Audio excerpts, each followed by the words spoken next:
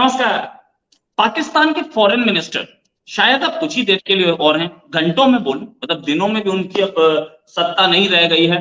घंटों के finance minister रह गए हैं वो, और उन घंटों के फाइनेंस मिनिस्टर ने एक फाइनल प्रेस कॉन्फ्रेंस की। वो प्रेस कॉन्फ्रेंस में उन्होंने दिखाने की कोशिश ये की कि उनसे बड़ा तो आदमी ही नहीं है दुनिया में।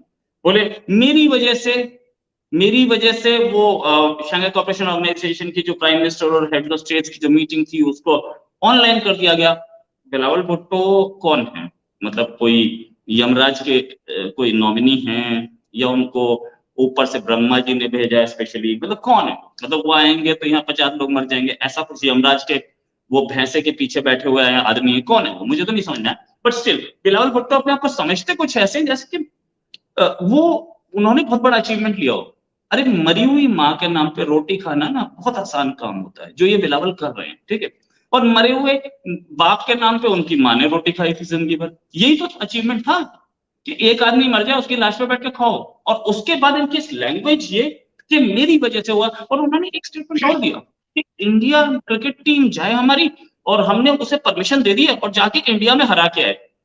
वर्ल्ड कप में 13 बार हारे, एक बार जीते, और उसके बाद घमंड ऐसा कि इंडिया जाके रह गया। खैर हारना जीतना अलग बात है, मैच अच्छा हो। एक्सटर्नल अफेयर्स मिनिस्ट्री ने भी आज ये बोला कि मैच अच्छा हो, ये मैच है, वॉर नहीं है। इसी बात करने के लिए हमारे साथ सुमित जैन साहब अपनी किताबें 4 किताबें लिख चुके हैं, अमेजोन पे अवेलेबल है, और जैन साहब एक्सपर्ट भी इंटरनेशनल अफेयर्स में।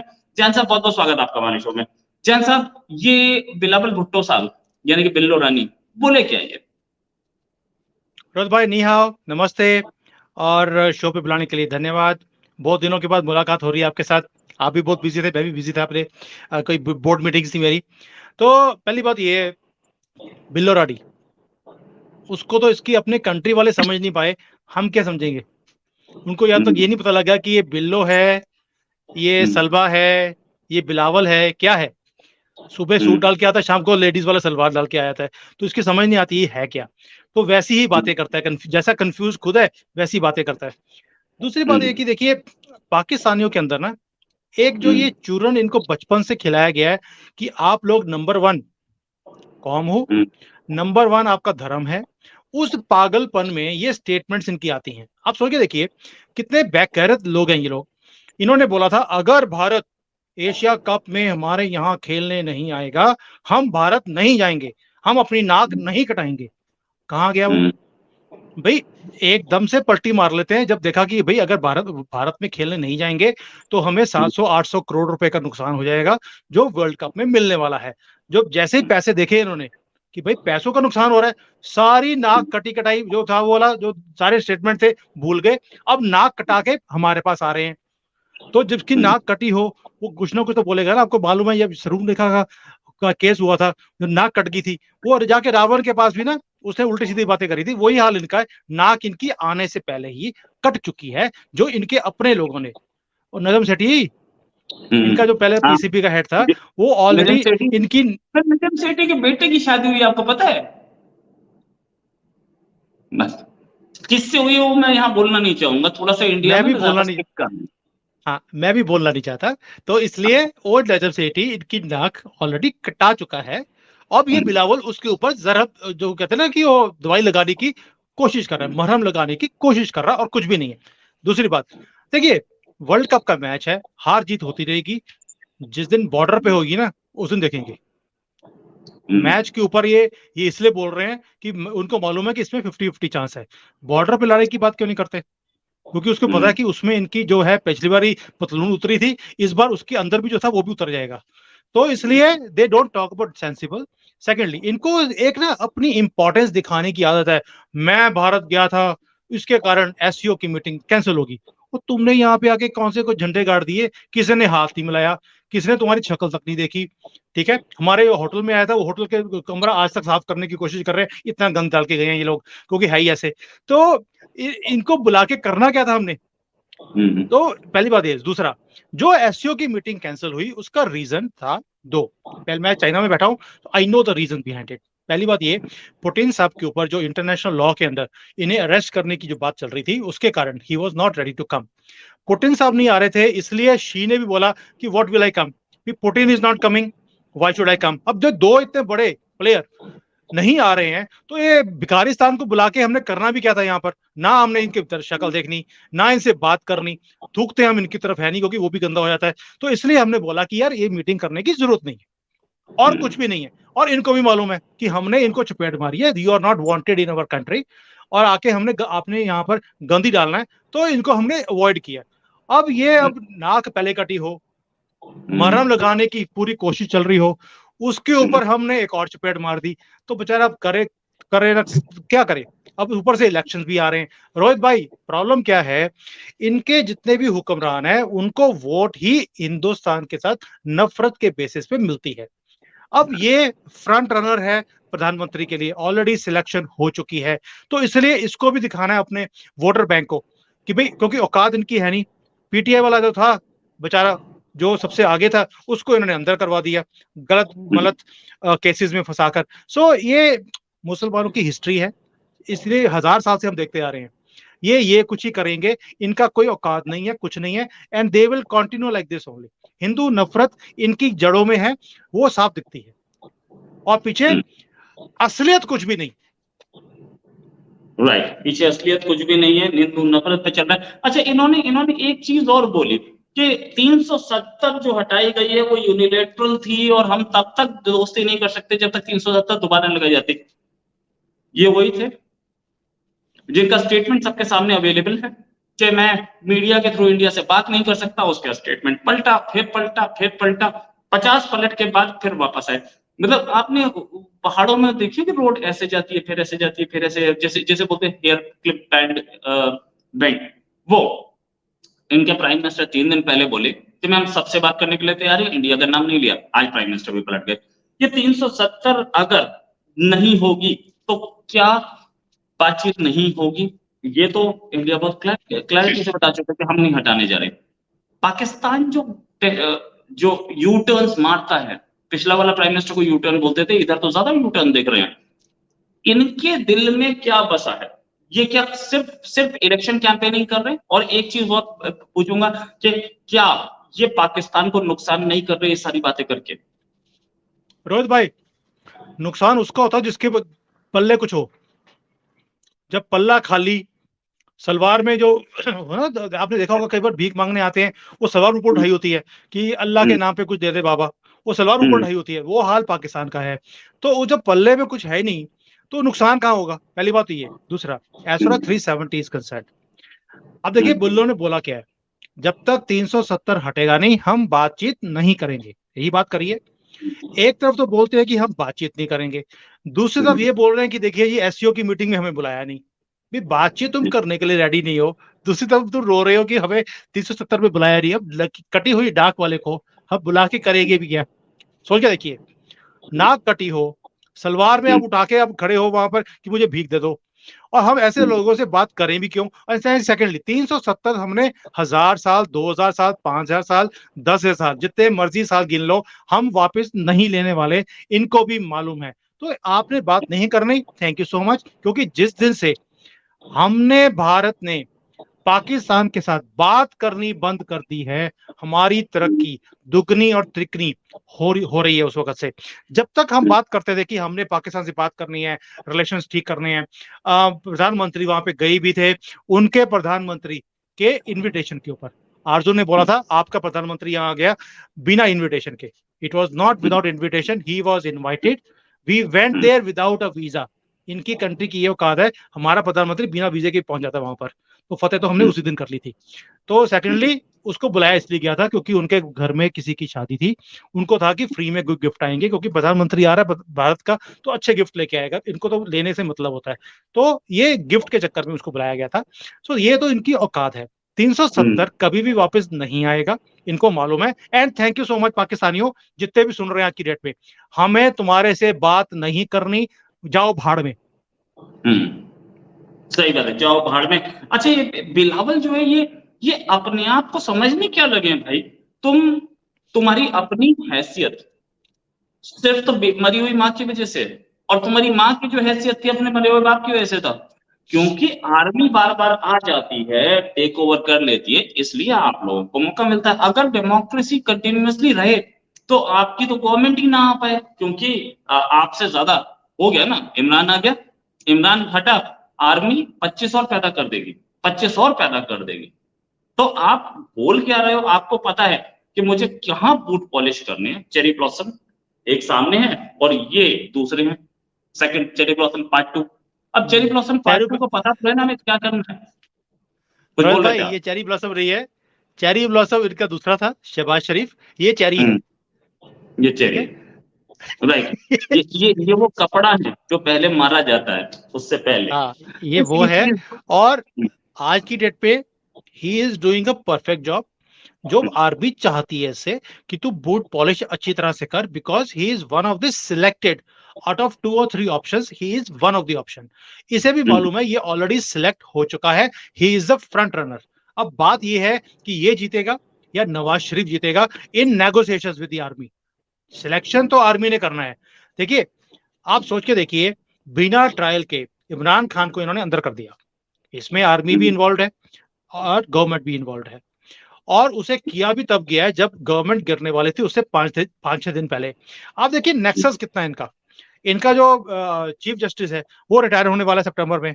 इन्होंने इसलिए उसको अंदर किया अभी, बिकॉज वो रिटायर हो जाएगा, इसको डेट पे डेट मिलती जाएगी। उसके बाद तो जो इनका चीफ जस्टिस है वो भी जेल में जाएगा, इमरान खान वहां पे है, ये दोनों लूडो खेलेंगे वहां पर।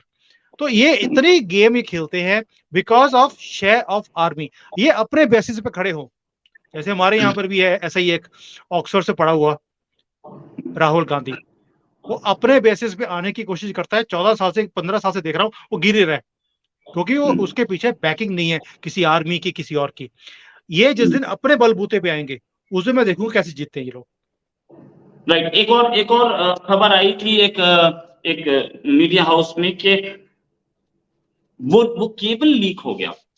वो केबल, जिस केबल को इमरान खान बोल रहे थे कि अमेरिका ने मेरी गवर्नमेंट गिराई है, वो केबल लीक हो गया और वो छापी। और फिर उसके बाद पूरी क्रोनोलॉजी के साथ द इनसाइडर में ये खबर छापी कि सच में हुआ यही था कि अमेरिका डर रहा था। अमेरिका चाहता था कि पाकिस्तान का जो स्टैंड है यूक्रेन पे वो चेंज हो जाए, वो यूक्रेन को सपोर्ट ना करे, पाकिस्तान को सपोर्ट करे। इसलिए उसने आर्मी और शहबाज शरीफ से मिल करके गवर्नमेंट गिराई। ये बात तो इमरान खान बहुत टाइम से बोल रहे थे। इसका मतलब गवर्नमेंट हिलाने में अमेरिका का हाथ था कहीं ना कहीं। क्या पाकिस्तान की गवर्नमेंट गिरी है उसमें कहीं अमेरिका का हाथ था? रोहित भाई देखिए, ये कोई ढकी हुई बात नहीं है कि जो सीआईए है वहां पर या जो अमेरिकन थिंक टैंक्स हैं वो दूसरी कंट्रीज के अंदर इंटरफेयर करते हैं। ये हमने पहले भी देखा है, कोई पहली बार नहीं हुआ। हमने मिडिल ईस्ट में देखा, हमने साउथ अमेरिका में देखा, इवन इंडिया के अंदर भी, हमने भारत के अंदर भी जो हमारी गवर्नमेंट है वहां पे इंटरफेरेंस हम देखते हैं। उनका जो अभी जो रिसेंटली जो इनका एम्बेसडर इंडिया में आया है वो तो हर बात में इंटरफेयर करता है, कभी मणिपुर के ऊपर, कभी किसके ऊपर। और अमेरिका में बैठकर भी ये फार्म लॉज के अगेंस्ट और मोदी जी के अगेंस्ट और मुसलमानों के अगेंस्ट जो भी कुछ हो रहा है उसके बारे में ना ये उजागर करते रहते चीजों को। So we know their interference is happening. और आपको क्या लगता है, राहुल गांधी वहां पर मोदी जी के ट्रिप के पहले 10 दिन वहां पे या 1 हफ्ता या 10 दिन वहां पे कोई भटूरे चोने खाने गए थे या पकौड़े खाने गए थे?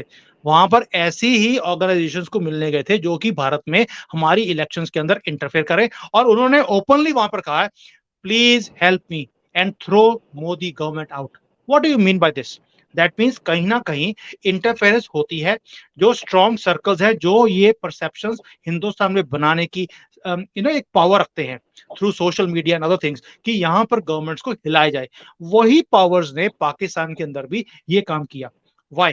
उसका रीजन इमरान खान खुद था, क्योंकि उसने हर बंदे के साथ पंगा लिया। सऊदी अरेबिया के साथ, अमेरिका के साथ, आप देखिए कि यूरोप के साथ, इवन कि यहाँ के चाइना के साथ भी उस बंदे ने पंगा ले लिया। It was not because of only America wanting to remove him. China भी चाहता था कि वो बेवकूफ को हटाया जाए। क्यों? क्योंकि राइट। उसने आकर पहला काम किया। चाइना का ड्रीम प्रोजेक्ट है भाई, सी पैक। उसने उसी को पैक करके बाहर फेंक दिया कि ये नहीं चलेगा। How can China accept it? 25-26 billion dollar लगे उनके। उसे भी चाहिए कि कोई ना कोई वीक प्रधानमंत्री पाकिस्तान में आए। तो बिलावल से बड़ा बेवकूफ कौन हो सकता है? और हिंदुस्तान में राहुल गांधी से बड़ा बेवकूफ कौन हो सकता है? इसलिए उसकी बुरी मंशा है कि भारत में राहुल गांधी आ जाए, वहां पे बिल्लो रानी आ जाए और ये दोनों बैठ के लूडो खेलेंगे। वो नीचे से बोर्ड उठा के सब कुछ उठा के ले जाएगा। चाइना वांट्स अ वीक प्रधानमंत्री in both this countries. America भी यही चाहता है ताकि इनको यूज किया जाए। आपको क्या लगता है? मोदी जी को ये यूज कर सकते हैं। जिस तरह मोदी जी अपनी कंट्री को आगे लेके जा रहे हैं, जैसे पब्लिक इनके पीछे पड़ी हुई है, पीछे पड़ी हुई मतलब कि पीछे है इनके as a support, they can not do, अपनी जैसे मनमानी करने की इनको आदत है, वो नहीं कर सकते। इसलिए इनको सबको ये है कि उधर से इमरान खान जैसा आदमी को हटाया जाए, इधर मोदी जी को हटाया जाए, and this interference is going on for very very long time. Very long time. लेकिन पाकिस्तान, अमेरिका को अच्छी तरह से पता है कि इंडिया पाकिस्तान नहीं है। मोदी जी को हटाना बहुत टफ है, क्योंकि मोदी जी जिस पावर के साथ बैठे हैं, जिस तरीके से उन्होंने इंडिया का दिल जीत रखा है, 10 साल हो गए और इंडिया की कुर्सी पे फुल फ्लेजेड मेजोरिटी के साथ बैठे हैं, और अपनी अपनी पार्टी पे साथ में एनडीए के साथ, यानी कि एनडीए के घटक दलों के साथ भी अलायंस बहुत स्ट्रांग है उनका। कोई गड़बड़ नहीं है, एक दो निकलते हैं, एक दो आते हैं, कोई प्रॉब्लम नहीं होती इंडिया में। मैं बात कर रहा था कि ये बिलावल भुट्टो जब तक रहेंगे, क्या पाकिस्तान के इंटरनेशनल अफेयर्स ठीक रह पाएंगे जिस तरीके की लैंग्वेज यूज कर रहे हैं? रोहित भाई, पहले तो आपका पिछला क्वेश्चन जो था आपका कि मोदी जी ने इंडिया का दिल जीता हुआ है।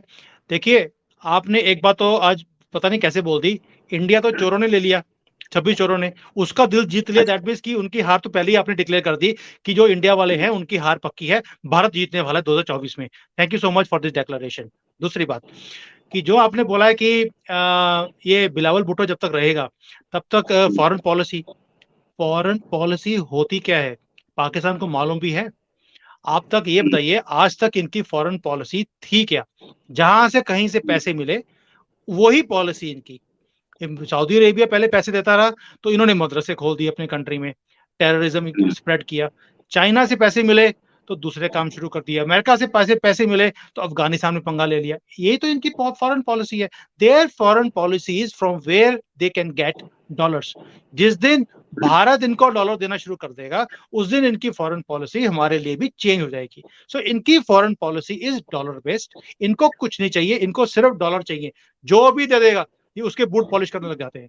सो that is why they are called cherry blossoms, cherry. ये इसलिए नाम दिए जाते हैं इनको बिकॉज इनकी फॉरेन पॉलिसी नाम की कोई चीज ही नहीं है। हमने पहले भी देखा है, हमने इमरान खान के टाइम पे भी देखा है, और बिल्लो रानी ने जो कुछ किया पिछले 1-1.5 साल में हमारे सामने है। सो इसके ऊपर बोलने की जरूरत नहीं है। राइट, इसमें बोलने की कोई जरूरत नहीं है। क्या शहबाज शरीफ आपको लगता है बिलावल से बेटर है? वो भी तो अपनी बात से पलट रहे हैं। वो भी पहले कुछ बोले कि हम बातचीत कर सकते हैं, फिर उसके बाद आप बोले नहीं नहीं बातचीत तो नहीं हो सकती। ये पूरा का पूरा इलेक्शन का गेम, 3 दिन की सत्ता नहीं बची, 72 घंटे आप प्राइम मिनिस्टर नहीं रहेंगे, 72 घंटे आप फॉरेन मिनिस्टर नहीं रहेंगे, और उसके बाद आपकी स्टेटमेंट्स कैसी हैं? क्या आपको लग रहा है कि Shehbaz will be better? Rohit भाई, ये 72 का जो आंकड़ा है ना, ये पाकिस्तानियों के लिए, मुसलमानों के लिए बड़ा इंपॉर्टेंट है। तो आप पहले तो 72 का वाला जो है ना, 72 घंटे 72 हो रहे हैं, ये बड़ा एक कोरिलेशन है एक दूसरे के साथ। तो क्योंकि उनको बहत्तर मालूम है से जिस दिन 72 से 0 तक आते हो, बीच में 56 भी आता है। वो तो हम सबका आज की डेट में जब तक मोदी जी है, सबका सीधा 36, जो 36 जी क्या बोलते हैं इसको, 56 को 56, 56, 56। 56, हाँ 56। तो 56 इंच का जो है सीना हम सबका है। और ये पाकिस्तानियों को भी दिखता है कि जो नेशनलिज्म आज की डेट में रोहित भाई भारत के अंदर है, ये मैंने आज तक कभी देखा नहीं था। मोदी जी का एक जलवा ऐसा है। मोदी जी एक बार यहाँ पे चाइना में आए थे और मैंने उनका वहां पे सुना था शंघाई में। ही गेव वन स्टेटमेंट, वो ऐसे दिल को छूती है उनकी हर एक चीज को कि मैं बता नहीं सकता हूँ। और यहाँ चाइना में बैठ के जब वो आए यहाँ पर, और सबसे पहले जब हमारा नेशनल एंथम जब बजा यहाँ पर पूरे हॉल के अंदर गूंजा, वो रोंगटे खड़े कर दिए उन्होंने। भाई देखिए, अब चाइना जैसी कंट्री में अपना नेशनल एंथम आप सुनते हैं, जो कि इम्पॉसिबल चीज है। तो ये ऐसे जलवे ये करते हैं कि सबको जोड़ लेते हैं। तो ये एक डिफरेंस है हमारे कंट्री में उनके कंट्री में। As far as Shehbaz Sharif is concern, he is nothing, he just a puppet. वो अपनी तरफ से स्टेटमेंट दे देते हैं, जैसे इमरान खान भी देता रहा है, क्योंकि इनके जो हुक्मरान है वो कभी कभी भूल जाते हैं। They are a pet dog to the army. जैसे वो बोलेंगे वैसे इनको करना पड़ेगा। टॉमी इधर आओ, तो उसको आना पड़ेगा। ये कभी कभी भूल जाते हैं कि ये कौन है। They are just a pet to the army, they are not the prime minister. भाई मैं हमेशा बोलता हूँ, प्रधानमंत्री जो है ना वहां पर, वो सिर्फ एक दिखाने के लिए कि हमारे पास प्रधानमंत्री है।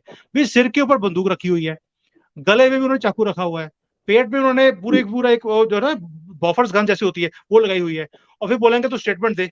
ये वाली स्टेटमेंट देनी है। तो he works according to the, जैसे जो बोलते हैं ना कि एक फोर्स किया जाता है उसको कि तुमने यही काम करना है, यही बोलना है। जब वो अपनी औकात से बाहर जाते हैं तो उसको सीधा किया जाता है। So Shahbaz Sharif sometimes he goes over the board. पहले भी बोलती है यूएई में जाकर कि हम जी देखिए 3-4 बार हम हार चुके हैं युद्ध, हमने अपने सबक सीख लिए हैं, हम भारत से बात करना चाहते हैं। अगले दिन उन्हीं के ऑफिस ने बोल दिया कि नहीं नहीं, उनका मतलब ये नहीं था। भाई इससे ऊपर के मतलब क्या होता है? हमें इसका कोई डिफरेंट मतलब भी समझा दीजिए।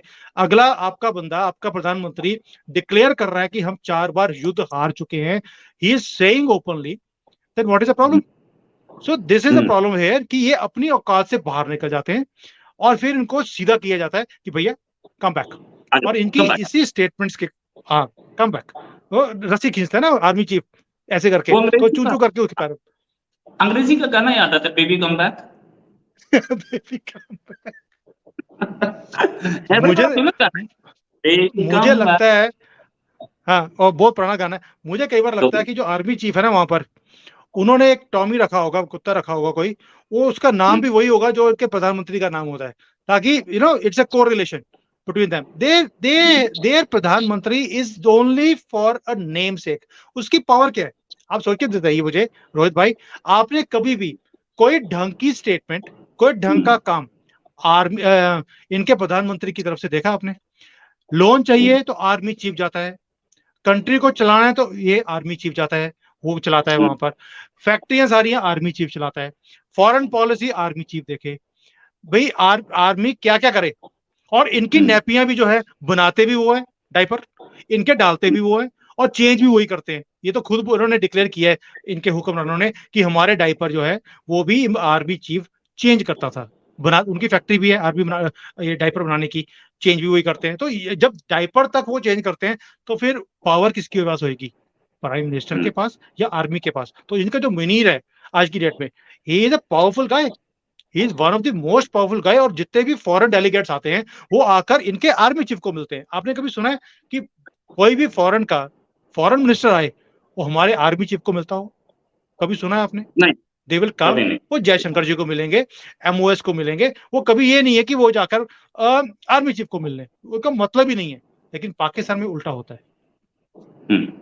फॉरेन कंट्रीज के आर्मी चीफ आते हैं, वो मुलाकात करते हैं आर्मी, जो आर्मी बातचीत होती है, लेकिन ये बातचीत नहीं होती। Thanks a lot Sumit ji for joining, और उम्मीद है जल्दी एक डिस्कशन और करेंगे। सुमित जी का अपना भी channel coffee with Sumit Jain, जाकर के चेक करें और उस पर उसको लाइक करें, सब्सक्राइब करें। साथ में आप हमें बताएं कि आप कौन से टॉपिक सुनना चाहते हैं। हमें कमेंट में बताएं कि किस टॉपिक पे हम आपका नेक्स्ट डिस्कशन करें, और साथ में ये भी बताएं कि कैसा लगा, क्या क्या आप चाहते हैं कि हम इसमें कुछ चेंजेस लाएं, तो वो भी हमें कमेंट में बताएं। हम आपके सारे कमेंट्स पढ़ते हैं और नजर रखते हैं और रिप्लाई भी करेंगे। Thanks a lot for joining. उम्मीद है जल्दी एक डिस्कशन और करेंगे। अभी के लिए नमस्कार, धन्यवाद, जय हिंद। जय हिंद।